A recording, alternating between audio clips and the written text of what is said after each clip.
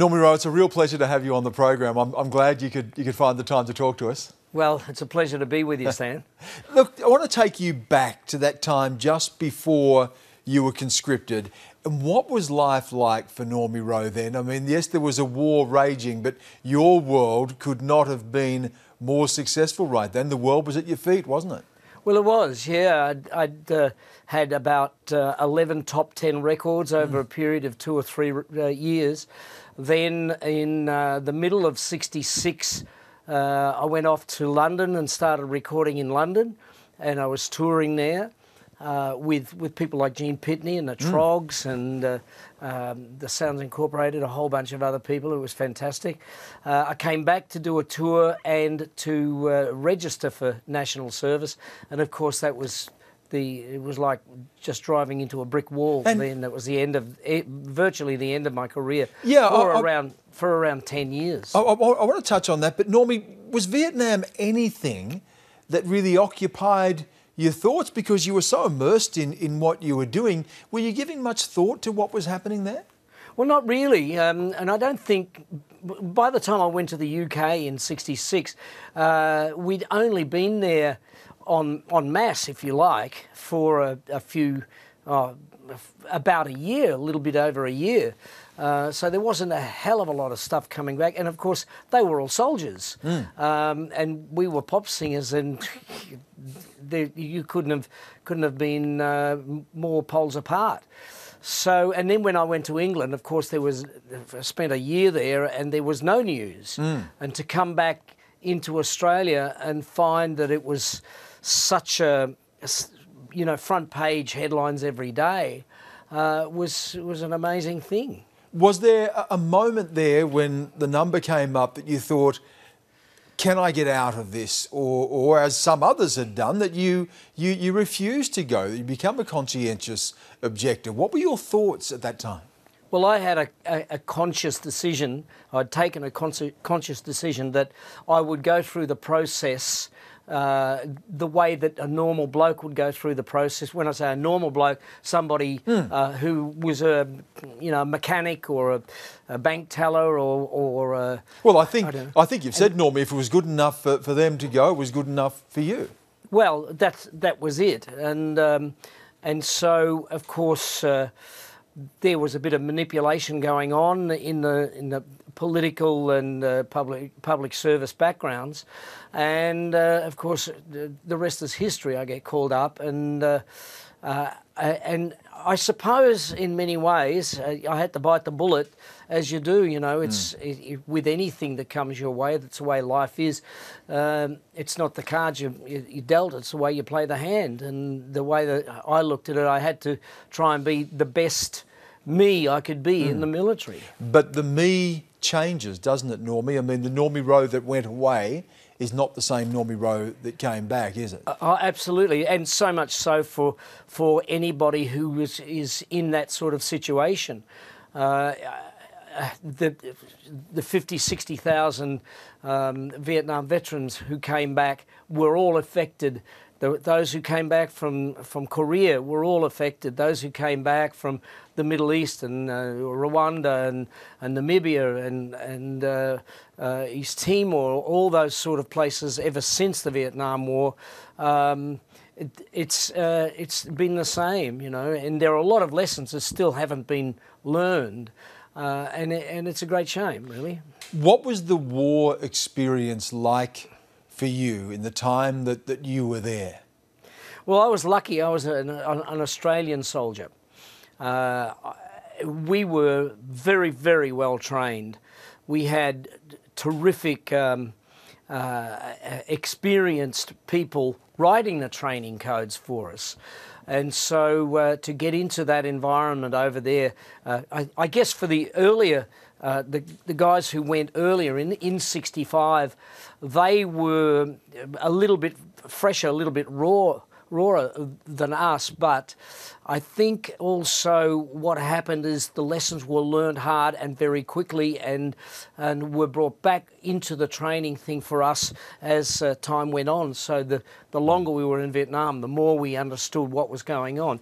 Probably the way that our diggers are quitting themselves, both male and female, in places like Afghanistan and Iraq. When you came back, as we say, you came back a different person. You also came back to a very different country. And you did touch on this right at the start, that your career came to a shuddering halt. And indeed, you withdrew, didn't you, for a while? You didn't know where you fit in. You didn't want to sing. How do you deal with that, Normie? You are the Elvis, if you like, before you go away. And you come back and you have to reinvent yourself. And a lot of people have passed you by this point. Well, absolutely. There were people running the TV shows from where most of us were getting were able to get our kudos, our exposure, who weren't particularly particularly supportive of Vietnam veterans, of people who had actually accepted, bitten the bullet, and accepted the job of going and becoming Australian soldiers, even if the conscription wasn't what they were looking for in life. And so I missed out on things like Countdown, and it took quite a while for me to start. In fact, I've got to say that Ernie Sigley was probably the one who saved my my financial bacon in the first year or two of me coming back, because I couldn't get a job, and Sig would book me once a month, and it was enough money to tide me over until the next gig in Adelaide tonight. So you know, there are a lot of showbiz cohorts who saw it and understood and were protective and supportive, but in general, it was a really hard row to hoe. And a hard row to hoe in so many other ways. You could be forgiven for having some bitterness about that experience, and of course you're dealing with the trauma of what you'd gone through as well. And at a certain point, Normie, that did catch up with you. When did that start to take its toll, or when did you start to become aware of the toll this had taken on you and that something was not right, that you were struggling mentally? Well, it was around about, I guess it was as we were coming up to the Welcome Home Parade in 1987, and I started to feel, every now and then I just felt like this wasn't right, but I had to, I think my focus was really on other people. You know, the reason I went back into show business wasn't because I wanted to be a star or be a public icon or anything. It was basically to gain back some sort of platform where I could actually speak out on behalf of other veterans and people who don't have a chance to be able to say it for themselves. It became something for me to be notorious, if you like, and noteworthy or well known, so that I could say the things that I needed to say. But Normie, of course, this, you know, all the while you're damaged by this experience, aren't you? How did that present itself when we talk about depression and things like this for you, and a post-traumatic stress disorder, if you like, and we hear a lot about that now, and people didn't talk about that a lot back then. How did that affect you? Well, I didn't really know, most of us didn't know a great deal about PTSD. And it wasn't until I had a life crisis in about the year 2000 that I had a really big crash. I tried to commit suicide. I ended up in a psych ward in a private hospital for about three months. The first 6 weeks in fetal position, I couldn't move. I was just completely debilitated, and I started to realise, you know, you do your stock take, and you start going back and say, now I actually felt that in the period in the first decade of coming back from Vietnam, but I didn't know what it was, and I sort of put it all aside. And you know, Dad said to me when I first came back, the best thing you can do now is to forget you ever went, forget about it completely, don't tell anybody, and just get on with what you were doing before.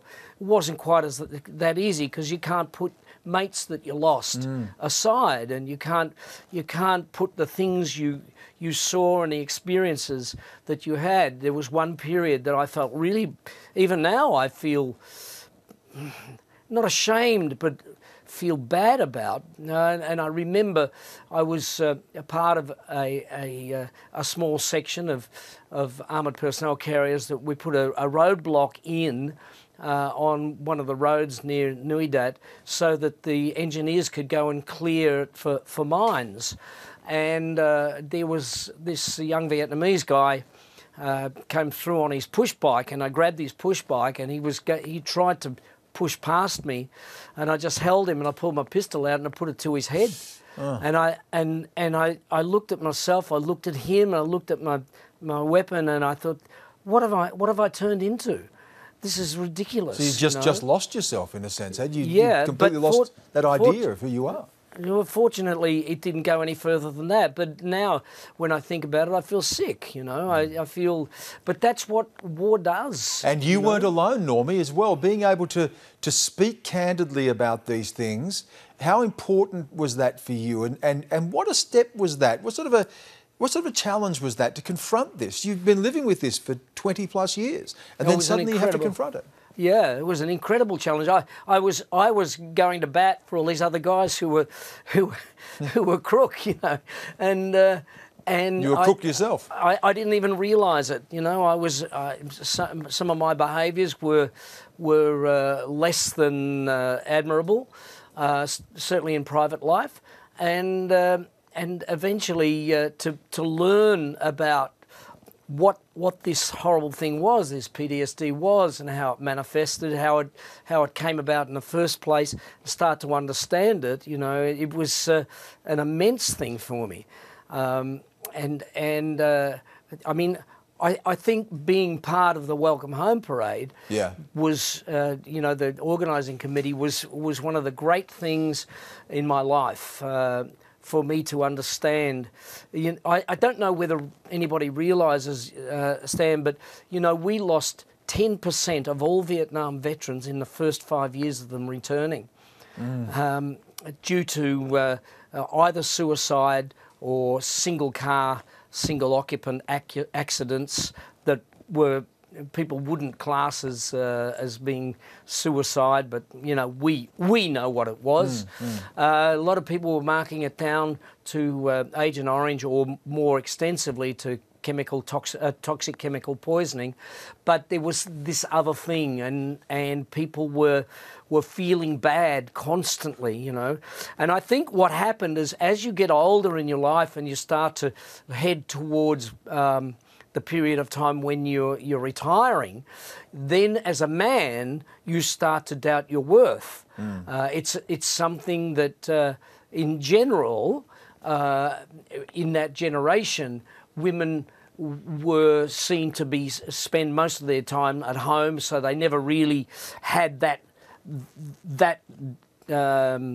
personal doubt. That's not saying that they won't in the future have that, because the women are now so, you know, increasingly becoming part of the workforce. And you get to a point when you retire, you say, what is my worth? And that is an incredible stress, and that can bring on the symptoms, once again, of this post-traumatic stress disorder. What was your road back, Normie? What got you through? Great professional help, I've got to say. Just great professional help. And it's there, and I really, at every opportunity, I implore anybody who was going through a period of self-doubt, of feeling that you're totally overwhelmed, and it doesn't have to become part of the war thing, but if you're feeling helpless and you can't lift yourself up off your bed or off the couch, you know, there are people there who are wonderful people who are capable of really helping you and helping you put your life back together again and start to feel how valuable you are to not just yourself but to your family and your close friends and to society at large. Normie, just finally, on Anzac Day, how do you remember that?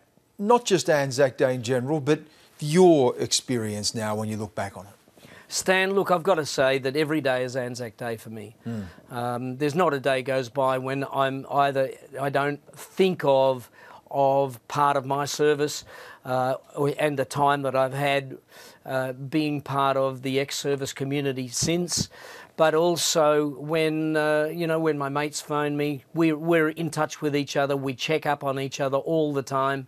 And when I see the sort of things in the newspaper I've seen recently about the insignias and decisions by people at the top of the tree who probably never went to war themselves anyway, and they don't understand that sometimes you need some bolstering, some personal bravado to be able to do the task that you're sent to do. And every single time I see something that I can be supportive to our young fellows, especially today, then I'm going to grab it with gusto and be there for them. Yeah, good on you, Normie. It's a terrific story. I'm glad you could share us with us again. Thanks again. Thanks, Stan.